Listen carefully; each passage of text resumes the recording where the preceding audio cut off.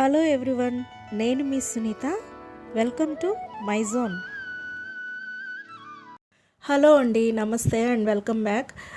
ఈరోజు వ్లాగ్ అయితే కాదండి, కుకింగ్ పార్ట్ మాత్రమే చూపిస్తున్నాను. సండేకి special lunch prawns curry sir తీసుకొచ్చారు. ఇవైతే నేను ఫుల్గా వాష్ చేసి నీట్గా పెట్టుకున్నాను. దీనిలో కారం, ఉప్పు, పసుపు, నిమ్మరసం, ఆయిల్, అల్లం వెల్లుల్లి పేస్ట్ వేసి బాగా కలిపి పెట్టుకుంటే మ్యారినేట్ అవుతుంది కదండి. ఒక 1 అవర్ పాటు అవి పక్కన పెట్టేసుకొని మిగతా పని చేసేసుకోవచ్చు. నాన్ వెజ్ రెసిపీలు అందరూ ఎలా చేస్తారో నేను కూడా అలాగే చేస్తానండి. నా వంటల్లో ఏమి స్పెషల్ ఉండదు, అద్భుతంగా ఉండవు, కానీ మా ఇంట్లో వాళ్ళందరూ మనస్ఫూర్తిగా తినగలిగేటట్టు మాత్రం ఉంటాయి. కొంతమంది చెప్తా ఉంటారు కదా, ఇలా చేస్తే కనుక అచ్చం హోటల్ స్టైల్లో లాగా ఉంటుంది అని చెప్పి. నాకు అర్థమైన విషయం ఏంటంటే, మన మైండ్లో ఏ రెసిపీ ఉంటుందో ఆ రెసిపీ ప్రకారమే అవుట్పుట్ వస్తుంది. కానీ ఎన్ని టిప్స్ ఫాలో అయినా కానీ ఆ కుకింగ్ స్పాట్కి వచ్చేసరికి మన స్టైలే ఉండిపోతుందండి. అది నేను అనుభవపూర్వకంగా నేర్చుకున్నాను. కాకపోతే మనం పెద్దల దగ్గర నుండి, మన యూట్యూబ్ నుండి కొన్ని టిప్స్ అయితే ఫాలో అయితే సరిపోతుంది. నాన్ వెజ్ రెసిపీస్కి నేను ఆనియన్స్ ఎక్కువే వాడతాను. ఈ ఆనియన్స్ ఎక్కువగా ఉండడం వల్ల కూర తీయగా వస్తుంది. కానీ ఆ తీపిదనం పోవాలంటే కారం, మసాలాలు సమపాళల్లో కాకుండా కొంచెం ఎక్కువగా వేసుకుంటే ఆ తీపిదనం అంతా ఈక్వల్ అయిపోతుంది. ఇది నేను చేసే రెసిపీ అన్నమాట. ఇలా గ్రేవీగా ఉల్లిపాయలు ఎక్కువగా ఉండడం నాకు కూరలో ఇష్టం అన్నమాట. మా ఇంట్లో వాళ్ళు కూడా అలాగే ఇష్టపడతారు. ఇంకోటి నేను గమనించిన విషయం ఏంటంటే, కొంతమంది పెరుగు తోడు పెడితే తీయగా ఉంటుంది, కొంతమంది పెరుగు తోడు పెడితే పుల్లగా ఉంటుంది.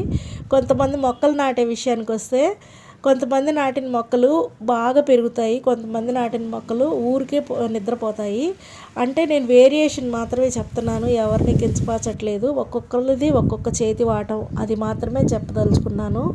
ఇంకా రెసిపీ విషయానికి వస్తే, ఈ ఆనియన్స్ ఆయిల్లో వేసేసి పచ్చిమిర్చి, ఉప్పు, పసుపు వేసేసి మగ్గించుకుంటున్నాను అనమాట. తర్వాత టమాటా ముక్కలు వేసేసి అవి కూడా నీట్గా మగ్గేసిన తర్వాత ప్రాన్స్ అయితే వేసుకున్నాను.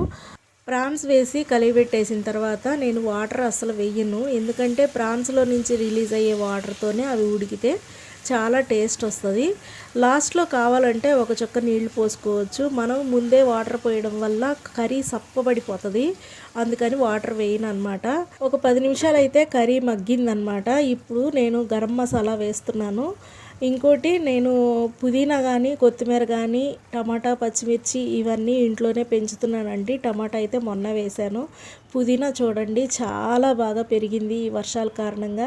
పుదీనా ఆకు ముట్టుకుంటేనే మంచి స్మెల్ వస్తుంది, చాలా ఫ్లేవర్ ఇచ్చిందనమాట. అది ఎంతైనా మన చేతితో పెంచుకున్న వాటిని మనం వంటల్లో వేసుకొని వండుకొని తింటుంటే ఆ మన సంతృప్తే వేరు కదా.